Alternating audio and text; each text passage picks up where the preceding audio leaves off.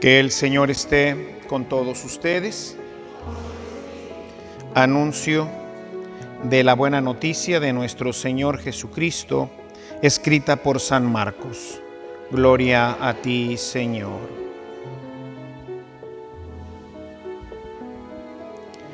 En aquel tiempo se acercaron a Jesús los fariseos y algunos escribas venidos de Jerusalén. Vieron que algunos de los discípulos de Jesús comían con las manos impuras, es decir, sin habérselas lavado. Los fariseos y los escribas le preguntaron: ¿por qué tus discípulos comen con manos impuras y no siguen la tradición de nuestros mayores? Los fariseos y los judíos en general no comen sin lavarse antes las manos hasta el codo, siguiendo la tradición de sus mayores. Al volver del mercado, no comen sin hacer primero las abluciones y observan muchas otras cosas por tradición, como purificar los vasos, las jarras y las ollas. Jesús les contestó: «Qué bien profetizó Isaías sobre ustedes, hipócritas, cuando escribió: Este pueblo me honra con los labios, pero su corazón está lejos de mí. Es inútil el culto que me rinden, porque enseñan doctrinas que no son sino preceptos humanos. Ustedes dejan a un lado el mandamiento de Dios para aferrarse a las tradiciones de los hombres». Después añadió: «De veras son ustedes muy hábiles para violar el mandamiento de Dios y conservar su tradición. Porque Moisés dijo: honra a tu padre y a tu madre. El que maldiga a su padre o a su madre morirá. Pero ustedes dicen: si uno dice a su padre o a su madre, todo aquello con que yo te podría ayudar es corbán, es decir, ofrenda para el templo, ya no puede hacer nada por su padre o por su madre. Así, anulan la palabra de Dios con esta tradición que se han transmitido, y hacen muchas cosas semejantes a esta». Palabra del Señor. Siéntense un momentito.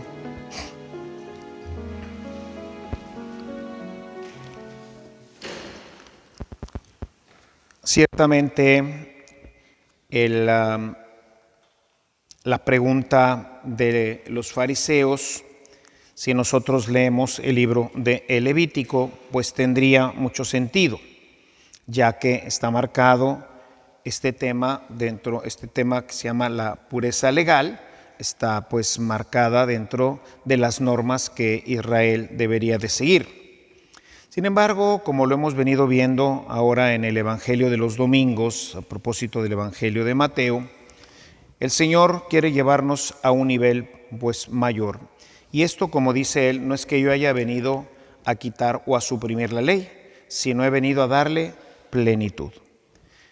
Hay cosas en la Sagrada Escritura, como este tema de la purificación de los alimentos, la purificación de las manos, así, todo este tipo de temas que tienen que ver con una situación muy particular que vivía el pueblo, pues, en el desierto.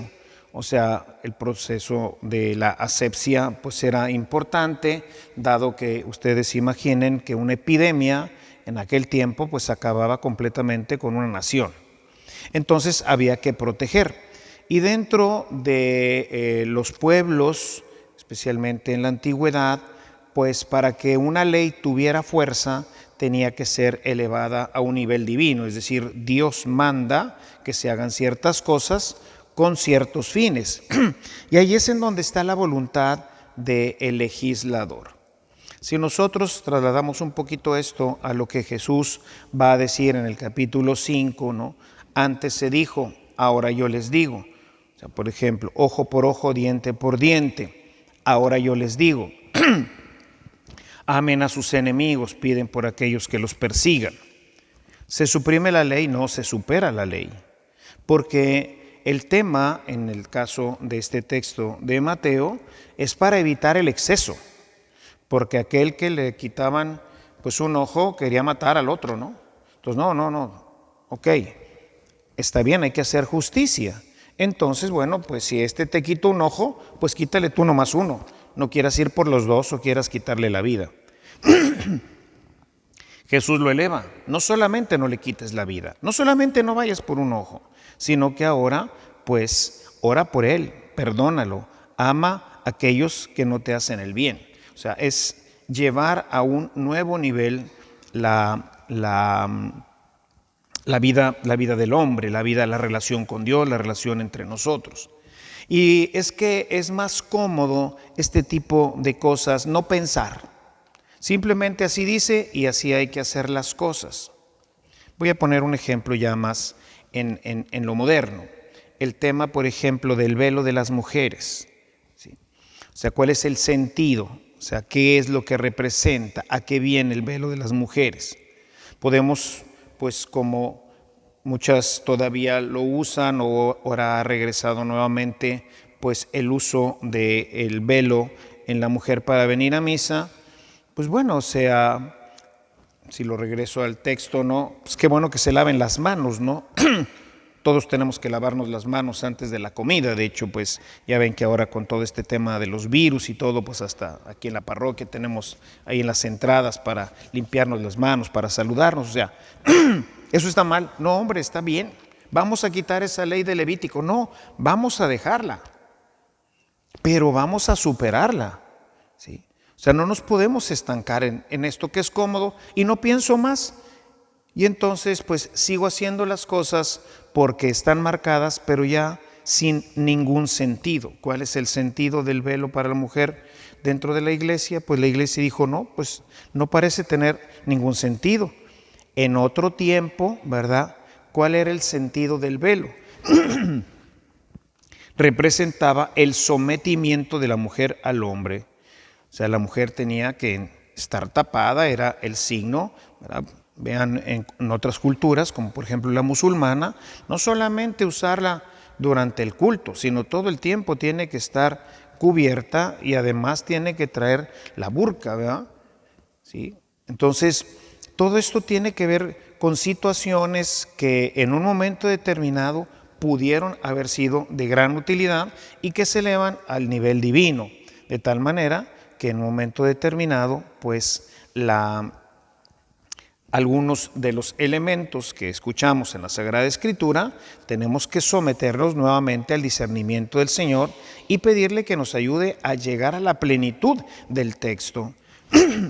Porque si no, empezamos a crear tradiciones que en un momento dado pues nos van privando de realmente de lo que es esencial y nos quedamos con lo superfluo, nos quedamos solamente con lo que no es trascendente, con lo que no salva.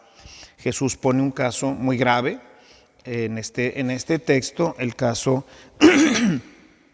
del Corbán, que dentro de la tradición era, bueno, pues yo si tengo algo y se lo doy al templo, pues entonces desprotejo a los padres. Y pues dice, con esto lo que están haciendo es pues beneficiarse con una ley y están dejando de lado el mandamiento central, que es cuidar de los padres. Y así muchas cosas hoy también en nuestra iglesia podemos correr sobre el riesgo de entrar en esto que hoy se llama el integrismo, la corriente integrista, que le gustaría volver al misal de Pío V, o sea, que le gustaría volver a la misa en latín. Y no es que se haya quitado la misa en latín.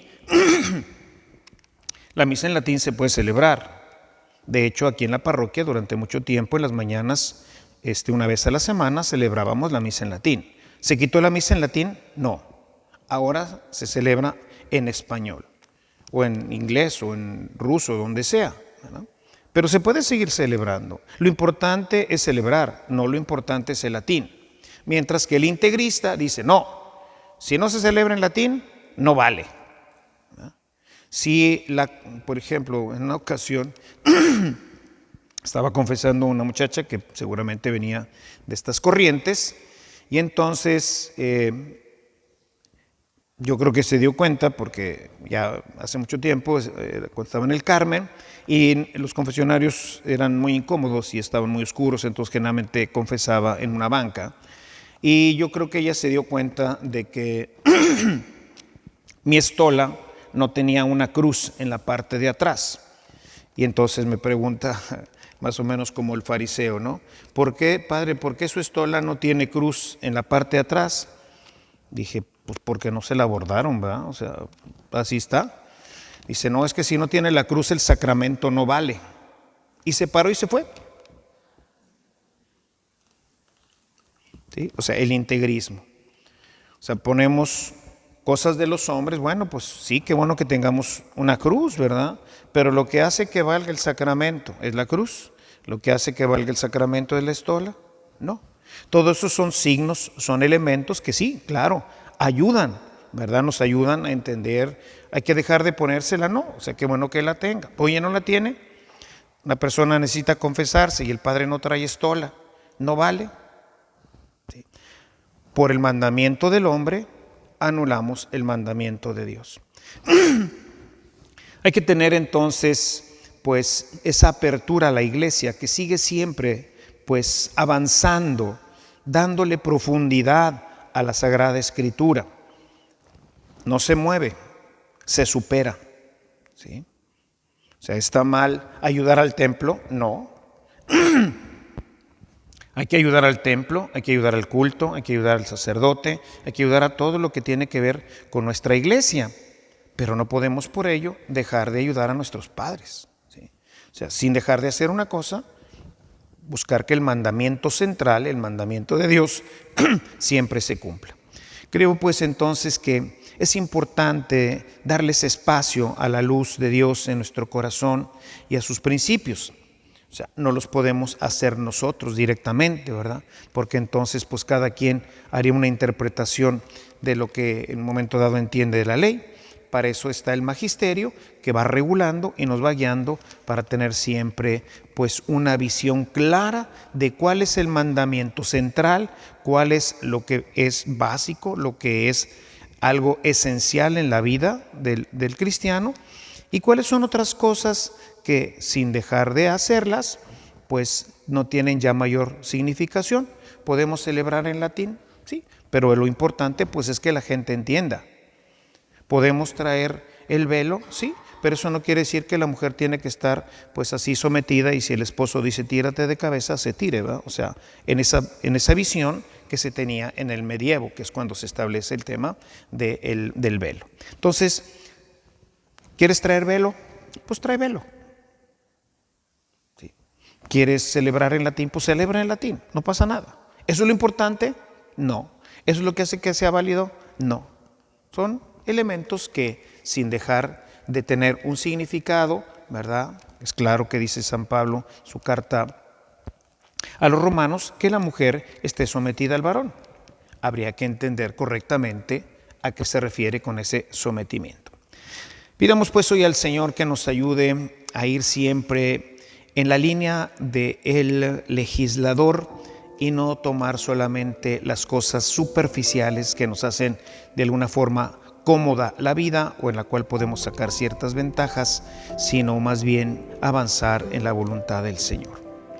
Te pedimos pues, Padre, que sigas iluminando a tu iglesia para que esta palabra que nos has dejado y que es fuente de vida y luz y lámpara para nuestro camino, pueda ir tomando cada vez el sentido propio y perfecto que tú le has dado, que en cada momento de la historia de la iglesia la podamos entender tal y como tú la pensaste para este momento de la historia de tu pueblo. Ayúdanos, Señor, a no quedarnos anclados en antiguas tradiciones que hoy realmente no producen vida en el corazón de los creyentes.